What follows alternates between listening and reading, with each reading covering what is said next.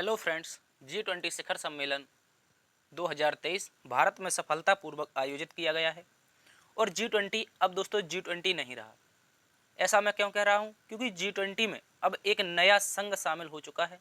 कौन सा संघ शामिल हुआ है? बहुत ही MCQ क्वेश्चन जो आपके एग्जाम में G20 शिखर सम्मेलन 2023 से बनेंगे, उन सभी का आज हम डिटेल से विश्लेषण करेंगे। बहुत ही शानदार क्लास है, एकदम न्यू अपडेट के साथ। क्या क्या G20 में बदला गया है, कौन कौन से नए संघ बने हैं, क्या क्या इसका रिजल्ट रहा और कौन से क्वेश्चन आपके एग्जाम में पूछे जाते हैं, ये सारे के सारे क्वेश्चन आज हम कवर करेंगे। तो दोस्तों, G20 शिखर सम्मेलन 2023 का सफलतापूर्वक भारत में आयोजन किया गया और G21 हो गया है। इसके अतिरिक्त G20 से कौन से क्वेश्चन बनेंगे उनको देखेंगे। चलिए चलते हैं दोस्तों पहले क्वेश्चन की तरफ। आज का पहला क्वेश्चन आपके सामने है दोस्तों। पहला क्वेश्चन हमसे पूछा गया है कि G20 शिखर सम्मेलन 2023 की मेजबानी किस देश ने की। आसान सवाल से शुरुआत करते हैं और जो भी सवाल आपके एग्जाम में बनेंगे उन सभी का आज हम विश्लेषण करेंगे। तो दोस्तों, अगर बात कर लेते हैं G20 शिखर सम्मेलन 2023 की, तो इसकी जो मेजबानी की है वो दोस्तों हमारे प्यारे देश भारत के द्वारा की गई है। किसके द्वारा? याद रखेंगे, भारत के द्वारा G20 शिखर सम्मेलन 2023 की मेजबानी की गई है। ठीक है दोस्तों, इसके कुछ इंपॉर्टेंट फैक्ट हैं जो भी आपके एग्जाम में पूछे जाएंगे। G20 शिखर सम्मेलन में मेजबान कौन था, इसके अध्यक्ष कौन था, इसकी थीम क्या थी, इसका संस्करण कौन था। तो दोस्तों, आज क्वेश्चन एक पहला पूछा जा सकता है आपके कि G20 शिखर सम्मेलन मेजबान अभी हमने कवर किया, भारत हो जाएगा। और G20 सम्मेलन में भारत की तरफ से जो अध्यक्ष थे वो भारत के प्रधानमंत्री श्री नरेंद्र मोदी जी थे, इसको याद रखेंगे। और बात कर लेते हैं G20 सम्मेलन 2023 की थीम के बारे में। तो दोस्तों, ये थीम थी अपनी वसुधैव कुटुंबकम। क्या थी? वसुधैव कुटुंबकम थीम थी, जो आपकी महाउपनिषद से ली गई थी। किससे ली गई थी? याद रखेंगे, महाउपनिषद से। बहुत इंपॉर्टेंट क्वेश्चन है, इसको याद रखेंगे। इसके अतिरिक्त इसका जो अर्थ होता है वो होता है one earth, one family, one future. ये भी याद रखेंगे। और G20 सम्मेलन जो 2023 भारत में हुआ है, इसका जो संस्करण था, याद रखेंगे दोस्तों, ये हमारा 18वां संस्करण था। कौन सा संस्करण था? 18वां संस्करण। ठीक है, ये क्वेश्चन भी आपको याद रखना है। चलते हैं आज के दूसरे क्वेश्चन की तरफ। दूसरा क्वेश्चन आपके सामने है, कह रहा है G20 शिखर सम्मेलन 2023 का आयोजन किस स्थान पर हुआ था। तो दोस्तों, जो G20 शिखर सम्मेलन 2023 है, इसमें वैसे तो भारत के विभिन्न स्थानों पर इसका आयोजन किया गया, लेकिन जहां पर सभी देशों के राष्ट्राध्यक्ष आए हुए थे, और वो स्थान कौन सा था? याद रखेंगे, वो स्थान हमारा नई दिल्ली, यानी कि भारत की राजधानी नई दिल्ली में इसका आयोजन किया गया। ठीक है, याद रखेंगे। और नई दिल्ली में जो स्थान है, उस स्थान का नाम है जहां पर इसका आयोजन हुआ, इसका नाम है दोस्तों भारत मंडपम। कुछ इस तरह से दिखता है भारत मंडपम, इसको याद रखेंगे। तो इसका आयोजन यहाँ पर हुआ था। इससे कुछ इंपॉर्टेंट फैक्ट बनेंगे, उनको भी देख लेते हैं। इंपॉर्टेंट फैक्ट है दोस्तों कि आयोजन जो स्थल था वो भारत मंडपम था, जो नई दिल्ली में था। भारत मंडपम के बाहर नटराज की एक प्रतिमा लगी है। दोस्तों, आप यहाँ पर देखेंगे, ये नटराज की जो प्रतिमा आपको दिखाई देगी, यहाँ पर आप इसको गौर से देखेंगे तो नटराज की प्रतिमा दिखाई देगी। और यह जो प्रतिमा है नटराज की, यह दोस्तों अष्ट धातु से मिलकर बनी है और इसका जो वजन है दोस्तों 19 टन है। याद रखेंगे, इस प्रतिमा का जो निर्माण है तमिलनाडु के सुप्रसिद्ध मूर्तिकार देवसेना सतपति के पुत्रों ने किया है। ये भी याद रखेंगे दोस्तों। ये जो भरतनाट्यम की मूर्ति है, यानी कि दोस्तों नटराज की ये मूर्ति है, ये आपके देवसेना सतपति के पुत्रों के द्वारा इसका निर्माण किया गया है। ठीक है, इसको याद रखेंगे। और अष्ट धातु में कौन कौन सी धातुएं आती हैं, याद रखना है। सोना, चांदी, सीसा, कॉपर, टिन, मरकरी, जिंक और लोहा, इन धातुओं से मिलकर ये बनी है। और दोस्तों, इसकी जो हाइट है वो 22 फीट है। देखिए, बहुत सारे टीचर्स ने आपको बताया है इसकी जो हाइट आपको 28 फीट, और आप कहेंगे सर आप 22 फीट क्यों बता रहे हैं। देखिए, इसकी जो एग्जैक्टली हाइट है, जो प्रतिमा की हाइट है वो दोस्तों 22 फीट है, जबकि इसको 6 फीट ऊंचे, याद रखेंगे, जो 6 फीट ऊंचे स्थल पर इसको रखा गया है, इसका जो बेसमेंट है वो 6 फुट ऊंचा है, इसलिए इसकी टोटल हाइट बनती है 28 फीट। इसको याद रखेंगे। चलते हैं दोस्तों अगले क्वेश्चन की तरफ। अगला क्वेश्चन आपके सामने है, कह रहा है G20 समूह की स्थापना किस वर्ष हुई थी। क्वेश्चन ऐसा भी पूछा जा सकता है कि G20 बहुत ज्यादा चल रहा है, इसकी स्थापना कब हुई थी। तो याद रखेंगे, G20 की जो स्थापना है प्यारे दोस्तों, ये हुई थी आपकी 1999 में। कब हुई थी? 1999 में G20 की स्थापना हुई थी। इसको आप लोग अच्छे से याद रखेंगे। इसके अतिरिक्त G20 की स्थापना से संबंधित जो इंपॉर्टेंट फैक्ट है उनमें याद रखेंगे, G20 की स्थापना वर्ष 1999 में जर्मनी की राजधानी वर्लिन में की गई थी। कहां पर की गई थी? याद रखेंगे, वर्लिन में। और G7 देश के विदेश मंत्रियों के द्वारा इसकी स्थापना की गई थी। और G7 में दोस्तों कौन कौन शामिल है? Japan, Italy, Germany, America, Britain, Canada और फ्रांस आदि देश शामिल हैं जो कि G7 में है। और G7 के जो भी विदेश मंत्री थे, इनके द्वारा यहाँ पर इसकी स्थापना की गई थी। साल 1999 में, याद रखेंगे, साल 1999 में एशियाई वित्तीय संकट के बाद वित्त मंत्री और केंद्रीय बैंक गवर्नरों की नियमित रूप से वर्ष में एक बार बैठक होती थी और भारत भी इसमें शामिल था। यानी कि 1999 में जो आपकी स्थापना हुई थी, इस दौरान जब दोस्तों यहाँ पर मीटिंग होती तो इसमें कौन कौन भाग लेता था? केंद्रीय बैंक के जो गवर्नर होते थे और वित्त मंत्री यानी फाइनेंस मिनिस्टर और आपके रिजर्व बैंक के गवर्नर, ठीक है, याद रखेंगे, सभी देशों के भाग लेते थे। लेकिन इसके बाद एक समय आता है दोस्तों 2008 का, और 2008 में याद रखेंगे ये मीटिंग हो रही थी वाशिंगटन डीसी अमेरिका में, और पहली बार इसी मीटिंग में सभी देशों के राष्ट्र अध्यक्षों ने भाग लिया था। तो ऐसा कहा जाता है G20 की जो ऑफिशियली पहली बैठक थी वो 2008 में मानी जाती है, इसको भी याद रखेंगे। चलते हैं दोस्तों अगले क्वेश्चन की तरफ। अगला क्वेश्चन दोस्तों हमसे पूछा गया है कि G20 समूह के 19वें संस्करण की मेजबानी कौन सा देश करेगा। देखिए, अभी हमने जो संस्करण आयोजित किया अपने प्यारे भारत में वो हमारा 18वां संस्करण था, लेकिन ऐसा क्वेश्चन भी पूछा जा सकता है, भविष्य का क्वेश्चन है 19वां संस्करण का आयोजन कौन सा देश करेगा। तो दोस्तों आप यहाँ पर प्रधानमंत्री जी को देखेंगे, इनके हाथ में एक हथौड़ी है और ये हथौड़ी से ऊपर रहे हैं लूला डी सिल्वा को। लूला डी सिल्वा जो है दोस्तों ये ब्राजील के राष्ट्रपति हैं, ये आपको याद रखना है। तो ब्राजील में 19वें संस्करण का आयोजन किया जाएगा, याद रखेंगे, शानदार सा क्वेश्चन है। इससे संबंधित कुछ इंपॉर्टेंट फैक्ट हैं, याद रखेंगे। लुइस इनासियो लूला डा सिल्वा ब्राजील के राष्ट्रपति हैं। 2024 के G20 शिखर सम्मेलन की मेजबानी प्रधानमंत्री मोदी जी के ने उनके हाथों में सौंप दी है। यानी कि लूला डी सिल्वा को अभी हमने पीछे देखा था इमेज में, प्रधानमंत्री मोदी जी ने उनको मेजबानी दी है। और 2022 में जो 17वां संस्करण हुआ था इसकी मेजबानी इंडोनेशिया के बाली में हुई थी, ये भी याद रखेंगे। इंडोनेशिया बाली ने 2023 के 17वें संस्करण की मेजबानी की थी। और 2025 में जो दोस्तों 20वां संस्करण होगा इसकी मेजबानी दक्षिण अफ्रीका में की जाएगी। चलते हैं दोस्तों अगले क्वेश्चन की तरफ। अगला क्वेश्चन दोस्तों है कि G20 सम्मेलन 2023 में अतिथि के तौर पर किस देश को आमंत्रित किया गया है। देखिए, G20 में कुछ अतिथि देश भी बुलाए गए हैं जो भारत से अच्छे संबंध रखते हैं। तो उनमें से एक देश है दोस्तों, याद रखेंगे, बांग्लादेश। बांग्लादेश को G20 में अतिथि के तौर पर शामिल किया गया है। हालांकि और 9 देश भी शामिल हैं, उनको हम आगे कवर करेंगे, ठीक है। तो पाकिस्तान इसमें नहीं आया है, रूस ऑलरेडी सदस्य तो आए थे, ऑस्ट्रेलिया भी सदस्य तो ये तो आए थे, लेकिन अतिथि के तौर पर शामिल हुआ था बांग्लादेश। देखिए, इंपॉर्टेंट फैक्ट ये है कि जो आपका बांग्लादेश यहाँ पर G20 सम्मेलन में शामिल हुए 9 देश हैं, उनमें से बांग्लादेश तो एक है ही दोस्तों, याद रखेंगे। स्पेन, संयुक्त अरब अमीरात, ओमान, बांग्लादेश, मिस्र, नीदरलैंड, मॉरिशस, नाइजीरिया और सिंगापुर आदि सहित 9 देश शामिल हुए। और 9 देशों को कौन कौन से राष्ट्राध्यक्ष आए थे इनको भी देखेंगे। देखिए, यहाँ पर अगर बात कर लेते हैं इंपॉर्टेंट फैक्ट में कि G20 में भाग लेने वाले आमंत्रित देश के प्रतिनिधि मार्क रूटे आए थे, नीदरलैंड के प्रधानमंत्री थे। बोला अहमद टिनूबू नाइजीरिया के राष्ट्रपति आए थे। शेख हसीना बांग्लादेश से प्रधानमंत्री थी आई थी। अब्दुल फतेह अल सीसी मिस्र के राष्ट्रपति आए थे। और प्रविंद कुमार जगन्नाथ मॉरिशस के प्रधानमंत्री ये आए थे। इसके अतिरिक्त टोटल 9 देश थे, तो उनमें से ली सिन लुंग सिंगापुर के प्रधानमंत्री थे, ये भी आए थे। पेट्रो सांचेज स्पेन के राष्ट्रपति, ये भी आपके आए थे आमंत्रित देशों में। और शेख मोहम्मद बिन जायद यूएई के राष्ट्रपति, ये भी इसमें आमंत्रित देशों में आए थे। और सैयद अल सईद ओमान के उप प्रधानमंत्री थे। ये टोटल 9 राजनेता अपने आमंत्रित देशों के प्रतिनिधि के रूप में इन्होंने भाग लिया था। चलते हैं अगले क्वेश्चन की तरफ। अगला क्वेश्चन दोस्तों ये भी पूछा जाता है कि G20 संगठन का मुख्यालय कहाँ पर स्थित है।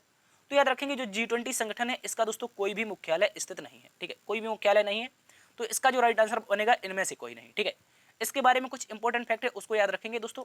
जो हमारा G20 होता है, G20 संगठन का मुख्यालय या सचिवालय किसी भी देश में स्थायी रूप से स्थित नहीं है।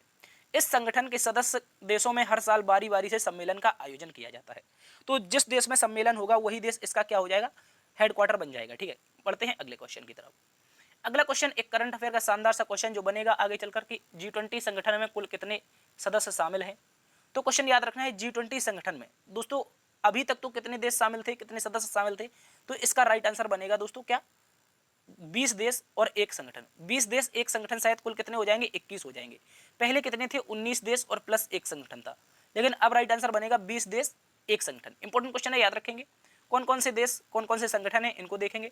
तो दोस्तों G20 संगठन में स्थायी रूप से कुल 21 सदस्य शामिल हुए हैं, जिनमें से अर्जेंटीना, ऑस्ट्रेलिया, ब्राजील, कनाडा, चीन, France, Germany, Bharat, Indonesia, Italy, Japan, Mexico, रूस, सऊदी अरब, दक्षिण अफ्रीका, दक्षिण कोरिया, तुर्की, यूनाइटेड किंगडम और आपका संयुक्त राज्य अमेरिका, यूरोपीय संघ, ये एक यूनियन है, ठीक है, याद रखेंगे, और अफ्रीका संघ, ये दोनों के दोनों यूनियन इसमें शामिल हुए हैं, ठीक है, इसको याद रखेंगे। इसके अतिरिक्त इनसे संबंधित जो प्रतिनिधि आए थे, ये सारा का सारा आपके सामने इमेज है। 20 देश तो यहाँ पर हो गए और प्लस में ये हमारा अफ्रीकन यूनियन इसमें शामिल हो चुका है। और अब जो इनके प्रतिनिधि आए थे देशों से, वही क्वेश्चन बनेंगे, उनको भी हम देख लेंगे, ठीक है। तो दोस्तों अगला क्वेश्चन हमारे सामने है कि G20 शिखर सम्मेलन 2023 में भारत का शेरपा कौन है। तो दोस्तों जो G20 शिखर सम्मेलन 2023 का आयोजन हुआ है, इसमें भारत के जो शेरपा बने हैं वो श्री अमिताभ कांत को नियुक्त किया गया था। आप अमिताभ कांत को यहाँ पिक्चर में देख भी सकते हैं। अमिताभ कांत G20 2023 के भारत के शेरपा थे, ठीक है, इसको याद रखेंगे। इसके अतिरिक्त इनसे क्वेश्चन बनेंगे कि G20 शेरपा हैं तो अमिताभ कांत हैं, इनके बारे में क्या क्या क्वेश्चन है। तो याद रखेंगे G20 शिखर सम्मेलन 2023 में भारत के शेरपा अमिताभ कांत को बनाया गया है। G20 समिट के दौरान अमिताभ कांत ने अपने समकक्ष के साथ कुल 4 बैठक की थी। तो अमिताभ कांत क्योंकि शेरपा हैं तो इनकी बैठक के बारे में भी पूछा जा सकता है। तो इनकी जो पहली बैठक हुई थी, इनके समकक्ष यानी कि प्रत्येक देशों के जो शेरपा थे वो शामिल हुए थे इस बैठक में। तो प्रथम बैठक हुई थी उदयपुर में, उसके अतिरिक्त दूसरी बैठक कुमारकाम केरल में हुई थी, तीसरी बैठक दोस्तों हम्पी कर्नाटक में हुई थी और चौथी बैठक हरियाणा में हुई थी। तो इनको भी आप लोगों को याद रखना है। चलते हैं अगले क्वेश्चन की तरफ।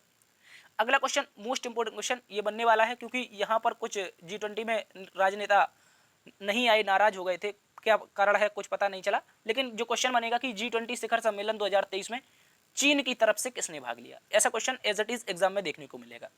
तो दोस्तों याद रखेंगे जो चीन की तरफ से आए थे वो इस समय चीन के पीएम आए थे। आमतौर पर किसी सम्मेलन में, किसी बड़े जो इवेंट होता है उसमें भाग लेने के चीन की तरफ से राष्ट्रपति जाता है, क्योंकि चीन में राष्ट्रपति चलता है, ठीक है, प्रमुख पद है। लेकिन इस समय जो G20 2023 में भारत में हुआ था, इसमें चीन की तरफ से जो आए थे वो दोस्तों ली कियांग आए थे। कौन आए थे? ली कियांग।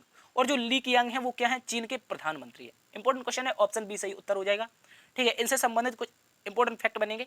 कौन से फैक्ट बनेंगे कि G20 शिखर सम्मेलन 2023 में चीन की तरफ से ली कियांग ने भाग लिया, आप देख सकते हैं। इसके अतिरिक्त एक और राजनेता जो कि नहीं आए हैं उनमें G20 शिखर सम्मेलन 2023 में रूस की तरफ से विदेश मंत्री सर्गेई लावरोव ने भाग लिया है। तो आप यहाँ पर सर्गेई लावरोव को भी देख सकते हैं, क्योंकि पुतिन इस सम्मेलन में भाग लेने नहीं आए, क्योंकि उनका जो अपोजिट दुश्मन है वो अमेरिका इसमें आया था, जो बाइडेन आए थे, इसलिए पुतिन इसमें नहीं आए। तो उन्होंने अपने प्रतिनिधि सर्गेई लावरोव जो कि रूस की तरफ से विदेश मंत्री हैं उनको भेजा था। चलते हैं अगले क्वेश्चन की तरफ। देखिए अब देख लेते हैं जो G20 देश हैं, टोटल 20 देश हैं, उनमें से कौन कौन से प्रतिनिधि किस देश से आए थे उनको देख लेते हैं।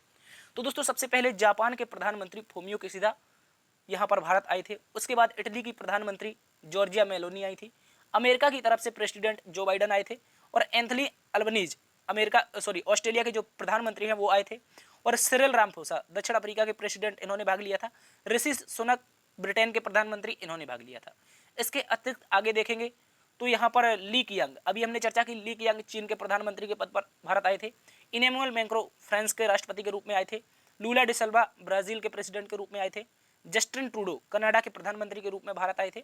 और मोहम्मद बिन सलमान सऊदी अरब के प्रधानमंत्री यानी कि क्राउन प्रिंस भारत आए थे। और ओलाफ स्कॉल जर्मनी के चांसलर, ये भी भारत आए थे, इनको याद रखना है। इसके अतिरिक्त और कौन कौन आया था तो याद रखेंगे, आगे आए थे रेसिप तैयब अर्दोगन जो कि तुर्की के राष्ट्रपति हैं, ये भी भारत आए थे। यून सुक येल, ये दक्षिण अफ्रीका के राष्ट्रपति हैं, ये भी आए थे। सर्गेई लेवरोव, इनके बारे में भी अभी हमने चर्चा की थी, ये रूस की तरफ से विदेश मंत्री भारत में शामिल हुए थे। जोको विडोडो इंडोनेशिया के राष्ट्रपति, ठीक है, याद रखेंगे, जोको विडोडो इंडोनेशिया के राष्ट्रपति।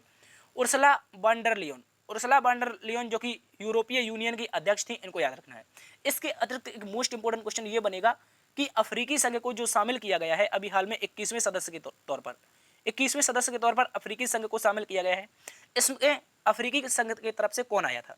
तो जो अफ्रीकी संघ के अध्यक्ष हैं वो दोस्तों हैं अजाली असोमानी। इन्होंने क्या किया था? भारत में G20 2023 में भाग लिया था, ठीक है, याद रखेंगे। और ये परमानेंट मेंबर के तौर पर G20 में शामिल हो चुके हैं, ठीक है।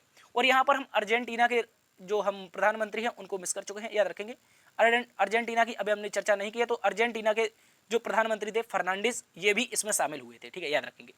बढ़ते हैं अगले क्वेश्चन की तरफ। अगला क्वेश्चन दोस्तों हमारे सामने है कि G20 संगठन इंगेजमेंट ग्रुप के तौर पर कितने समूह कार्य करते हैं। देखिए जो भारत के विभिन्न कोनों में मीटिंगें हुई हैं, अभी हमने देखा था कहीं आंध्र प्रदेश में, कहीं अरुणाचल प्रदेश में, कहीं श्रीनगर में, ठीक है, कहीं दिल्ली में और कहीं आपकी चेन्नई में, ये सारी की सारी मीटिंगें होती थी। तो इनमें से कुछ ग्रुप थे जो G20 के संगठन के अंतर्गत कार्य करते हैं, यानी कि इंगेजमेंट ग्रुप, यानी कि सगाई ग्रुप के रूप में कार्य करते हैं, इनके संघ के रूप में कार्य करते हैं। तो वो कितने ग्रुप ऐसे हैं जो कि G20 के अंतर्गत शामिल है? तो ये मोस्ट इंपोर्टेंट क्वेश्चन है, ये बड़ी परीक्षा में आपसे पूछा जा सकता है, CGL CPL, ठीक है, और इसके अतिरिक्त UPSC वगैरह प्रीलिम्स वगैरह में पूछा जा सकता है। तो दोस्तों याद रखेंगे, इसमें हमारे कुल मिलाकर के 11 समूह शामिल हैं, याद रखेंगे, एंगेजमेंट ग्रुप के तौर पर। इंपॉर्टेंट क्वेश्चन है, याद रखेंगे। कौन कौन से दोस्तों ये देश शामिल हैं, सॉरी कौन कौन से ये एंगेजमेंट ग्रुप शामिल हैं, उनकी अभी हम चर्चा करेंगे। देखिए अगर बात कर लेते हैं G20 एंगेजमेंट ग्रुप के तौर पर शामिल कुल समूह कितने हैं, तो दोस्तों अभी हमने चर्चा की कि 11 समूह शामिल हैं। तो कौन कौन से हैं? सहभागिता एंगेजमेंट ग्रुप के आमतौर पर जो समूह शामिल हैं उनमें से एक बिजनेस 20, जिसे हमने नाम दिया था B20 मीटिंग के बारे में। उसके बाद यहाँ पर सिविल 20, जैसे हमने नाम दिया था S20 के बारे में। और तीसरा हो जाएगा आपका लेबर 20 L20, ये भी मीटिंग भारत में हुई थी। पार्लियामेंट 20 P20, यानी कि जो सांसद होंगे, जो पार्लियामेंट के अध्यक्ष होंगे, लोकसभा स्पीकर, इन्होंने भी इसमें भाग लिया था। ये पार्लियामेंट 20, इसकी भी मीटिंग हुई थी। इसके अतिरिक्त साइंस 20, जो हमारे वैज्ञानिक लोग थे, ये भी विभिन्न देशों के वैज्ञानिक 20 वैज्ञानिक मिलकर इन्होंने भाग लिया था। इसके अतिरिक्त याद रखेंगे यहाँ पर कुछ और ग्रुप हैं, जैसे आपके साई 20, ठीक है, स्पोर्ट्स से संबंधित जो 20 लोग थे उन्होंने मीटिंग में भाग लिया था। और स्टार्टअप 20, थिंक 20, अर्बन 20, वुमेन 20 और यूथ 20, ये सारे के सारे टोटल कुल मिलाकर के 11 एंगेजमेंट ग्रुप हैं जो G20 के अंतर्गत कार्य करते हैं। और G20 की जब भी मीटिंग होती है उनसे पहले ये लोग जाकर के G20 की मीटिंग का जायजा लेते हैं, कैसा माहौल रहता है वो सारी की सारी जानकारी ये देते हैं। ठीक है, तो चलते हैं अगले क्वेश्चन की तरफ। अगला क्वेश्चन सामने है कि इंपॉर्टेंट क्वेश्चन है। ये क्वेश्चन है कि आज याद रखेंगे कि किस सम्मेलन के दौरान, क्वेश्चन पूछा गया है किस सम्मेलन के दौरान ग्लोबल बायोफ्यूल अलायंस की स्थापना हुई थी। ठीक है, तो भारत की एक बड़ी अचीवमेंट माना जा रहा है ग्लोबल बायोफ्यूल अलायंस। ठीक है, याद रखेंगे जिस प्रकार 2015 में भारत ने सोलर अलायंस की स्थापना की थी, उसी प्रकार ग्लोबल बायोफ्यूल अलायंस की स्थापना की है। तो दोस्तों याद रखेंगे अभी G20 भारत में हुआ है, तो इसका राइट आंसर G20 ही बनेगा। ठीक है, G20 सम्मेलन के दौरान भारत में ग्लोबल बायोफ्यूल अलायंस की स्थापना हुई थी। तो दोस्तों देखेंगे कितने देश इसमें शामिल हैं, ग्लोबल बायोफ्यूल क्या होता है, कैसे ये कार्य करता है। ठीक है, आगे चलकर इसको देखते हैं। तो ग्लोबल बायोफ्यूल अलायंस के संस्थापक देशों के बारे में सबसे पहले चर्चा कर लेते हैं। तो Bharat, Argentina, Brazil, Bangladesh, Italy, Mauritius, दक्षिण अफ्रीका, UAE और अमेरिका सहित कुल 9 देश इसमें शामिल हुए हैं। यानी कि याद रखना है ग्लोबल बायोफ्यूल अलायंस के संस्थापक देशों में कुल कितने देश हैं दोस्तों, ये हमारे कुल मिलाकर के 9 देश हैं। ठीक है, संस्थापक देश, जबकि 2 देश और शामिल हुए थे, जिनमें से कनाडा और सिंगापुर। ये दोस्तों ये देश पर्यवेक्षक के रूप में शामिल हुए थे। किसके रूप में? पर्यवेक्षक के रूप में। तो 9 देश जो कि ग्लोबल बायोफ्यूल अलायंस के संस्थापक हैं। देखिए ग्लोबल बायोफ्यूल क्या होता है दोस्तों, ग्लोबल बायोफ्यूल ऐसा ईंधन विकसित करना है जिससे जो हमारा कार्बन उत्सर्जन है उसको कम किया जा सके, एथेनॉल का प्रयोग किया जा सके गाड़ियों को, मोटर को, जो बड़े बड़े व्हीकल हैं इनको चलाने के लिए। ठीक है, तो ग्लोबल बायोफ्यूल अलायंस की स्थापना हुई है जिसमें 9 देश शामिल है। ठीक है, इसको याद रखेंगे। चलते हैं अगले क्वेश्चन की तरफ। अगला क्वेश्चन एक और भारत की बड़ी अचीवमेंट, जिसमें भारत ने जो चीन का इकोनॉमिक कॉरिडोर होता है CPEC, जैसे चीन पाकिस्तान इकोनॉमिक कॉरिडोर बना था। ठीक है, तो जो चीन के इकोनॉमिक कॉरिडोर के स्थान पर भारत ने एक और कॉरिडोर की स्थापना की है। ये इंपॉर्टेंट कॉरिडोर है। ठीक है, IMEC की स्थापना G20 सम्मेलन के दौरान हुई है। यह क्या है? तो दोस्तों IMEC यानी कि IMEC जो पहले इंडिया, फिर मिडिल ईस्ट, फिर economic corridor, India Middle East economic corridor के रूप में भारत ने G20 में एक संगठन की स्थापना की है, या कह सकते हैं एक मार्ग की स्थापना की है जो व्यापार को सुगमता देगा। तो दोस्तों IMEC जो है ये एक व्यापारिक मार्ग है। क्या याद रखेंगे? व्यापारिक मार्ग है। मोस्ट इंपोर्टेंट क्वेश्चन आगे बनने वाला है। ठीक है, इसके बारे में डिटेल से देख लेते हैं। जो दोस्तों IMEC है यानी India Middle East economic corridor है। India Middle East economic corridor project में भारत के अलावा कुल कितने देश शामिल हुए, ये भी इंपॉर्टेंट है, याद रखेंगे। अमेरिका, सऊदी अरब, संयुक्त अरब अमीरात, यूरोपीय यूनियन, इटली, फ्रांस और जर्मनी, ये देश शामिल हुए हैं। तो भारत एक हो जाएगा, अमेरिका और ये यहाँ पर सऊदी अरब, संयुक्त अरब अमीरात, यूरोपीय यूनियन, इटली, फ्रांस और जर्मनी, यानी कि यहाँ पर टोटल 8 देश। कितने? एक यहाँ पर 2 3 4 5 6 7 8, टोटल 8 देशों ने मिलकर IMEC कॉरिडोर का क्या किया है, G20 में आधारशिला रखी है, यानी कि लिखित वादा किया है। ठीक है, इसको याद रखेंगे। तो जो IMEC कॉरिडोर होगा इसकी जो लेंथ होगी दोस्तों 6000 किलोमीटर लंबा होगा, जिसमें से 3500 किलोमीटर की यात्रा जो होगी वो समुद्री मार्ग के द्वारा तय की जाएगी। ठीक है, इसको भी याद रखेंगे। जो IMEC कॉरिडोर होगा ये सऊदी अरब के रेगिस्तान और UAE के रेगिस्तान से होकर गुजरेगा, जिसमें भारत के द्वारा वहां पर जो ट्रेन की पटरियां होंगी उसका बिछाने का कार्य किया जाएगा। ठीक है, इसको याद रखेंगे। तो IMEC कॉरिडोर एक भारत की बड़ी अचीवमेंट मानी जा रही है G20 के दौरान। ठीक है, इसके बारे में थोड़ा मैप में देख लेते हैं क्या है IMEC कॉरिडोर। ठीक है, ये है एक नॉर्थ कॉरिडोर, यानी कि यहाँ पर इसको नॉर्थ कॉरिडोर नाम दिया है, जबकि इसको ईस्ट कॉरिडोर नाम दिया है। इसको याद रखेंगे। तो ये जो कॉरिडोर होगा दोस्तों ये भारत के मुंबई पोर्ट से शुरू होगा। ठीक है, भारत के मुंबई से शुरू होगा और ये दोस्तों जाएगा इस तरह से समुद्री मार्ग से, कहाँ पर? UAE में जाएगा। कहाँ पर? UAE में दुबई पोर्ट पर जाएगा। इसको याद रखेंगे। इसके अतिरिक्त दोस्तों दुबई से यहाँ से सऊदी अरब होते हुए, इजराइल, जॉर्डन होते हुए यहाँ पर एक क्या बनेगा? रेल की पटरियों का मार्ग बनेगा। और इजराइल का हाइफा पोर्ट है, हाइफा पोर्ट है जो कि इजराइल में स्थित है। ये दुनिया का सबसे व्यस्ततम माना जाता है पोर्ट। और हाइफा पोर्ट से सामान दोबारा से जहाज के माध्यम से ग्रीस और आपका जर्मनी, फ्रांस वगैरह में पहुंचेगा। ठीक है, इसको याद रखेंगे। तो ये एक इंपॉर्टेंट क्वेश्चन है, याद रखेंगे। भारत ने अरब खाड़ी देशों तक, यहाँ पर जितने खाड़ी देश हैं इनमें भारत पटरी बिछाएगा, रेल की पटरी, जबकि कुछ जो दूरी होगी जैसे मुंबई से दुबई तक की दूरी पानी से तय की जाएगी, और हाइफा पोर्ट से जो आगे देशों तक की दूरी होगी वो भी पानी के द्वारा तय की जाएगी। ठीक है, ये भी एक इंपॉर्टेंट क्वेश्चन है, याद रखेंगे आईमेक के बारे में। ठीक है, तो दोस्तों आशा करते हैं जो G20 से मोस्ट इंपोर्टेंट क्वेश्चन बने हैं वो आपको समझ में आए होंगे। तो G20 के बारे में एक बार फिर से देख लेते हैं। भारत 2023 में इसकी अध्यक्षता कर रहा है और वसुधैव कुटुंबकम इसकी थीम है, जिसका अर्थ होता है one earth one family one future. ठीक है, इसको भी याद रखेंगे। ठीक है, आशा करते हैं क्लास आपको पसंद आई होगी। दोस्तों यदि ये क्लास पसंद आई है तो एक बार से सेशन को क्या कर देना है, लाइक कर देना है। ठीक है, चैनल को सब्सक्राइब भी कर लेना है। इस तरह की निरंतर वीडियो पाने के लिए सेशन को लाइक कर देना है, दोस्तों में शेयर करना है, क्योंकि इस क्लास को बनाने के लिए बहुत ज़्यादा समय आपके लिए दिया गया है। तो इस क्लास को शेयर जरूर करिएगा दोस्तों में। आप कमेंट बॉक्स में इसके बारे में अपना रिव्यू दे सकते हैं। ठीक है, चैनल को सब्सक्राइब जरूर कर लेना है। देखते रहिए लर्न विद DS सर। अपना ख्याल रखना, मिलते हैं कल एक नई क्लास में नई ऊर्जा के साथ। तब तक के लिए जय हिंद, जय भारत।